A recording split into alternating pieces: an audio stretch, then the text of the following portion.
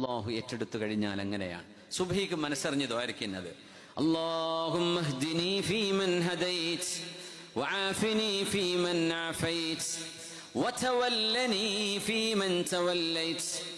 അല്ലാഹുമ്മ പടച്ചവനെ, ഇഹ്ദിനി ഫീമൻ ഹദൈത്, നീ ആർക്കെല്ലാം സന്മാർഗ ദർശനം നൽകുന്നു റബ്ബേ, എനിക്ക് സന്മാർഗ ദർശനം നൽകണമേ. വആഫിനി ഫീമൻ ആഫൈത്, നീ ആരോഗ്യം നൽകുന്നുവല്ലോ, എനിക്കും ആരോഗ്യം നിലനിർത്തി തരണമേ. ആരോഗ്യമില്ലെങ്കിൽ നിസ്കരിക്കാൻ പറ്റുമോ? ആരോഗ്യമില്ലെങ്കിൽ സൽക്രമം ചെയ്യാൻ പറ്റുമോ? സേവന പ്രവർത്തനങ്ങൾ ഇടപെടാൻ പറ്റുമോ? ജോലിക്ക് പോകാൻ പറ്റുമോ? ഇത് കഴിഞ്ഞാൽ പിന്നെ ചോദിക്കുന്നത് വതവല്ലനി, ആരോഗ്യമുണ്ട്, നമ്മുടെ ആരോഗ്യം തിന്മയിലേക്ക് പോകരുത്. സംസാരിക്കാൻ കഴിവുണ്ട്, പക്ഷെ വേണ്ടാത്തരം പറയരുത്. നോവിക്കുന്ന വേദനിപ്പിക്കുന്ന വാക്കുകൾ പറയരുത്.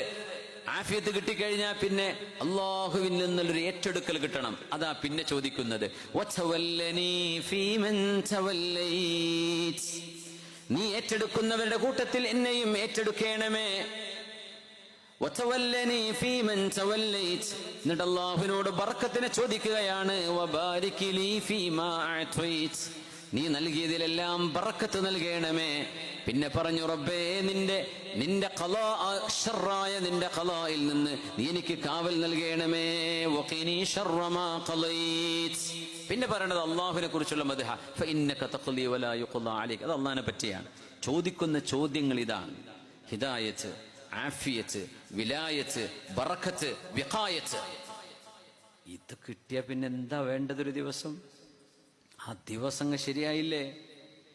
ആ ദിവസത്തിന് പിന്നെ എന്ത് കുഴപ്പാണ്? യാ അല്ലാഹ്.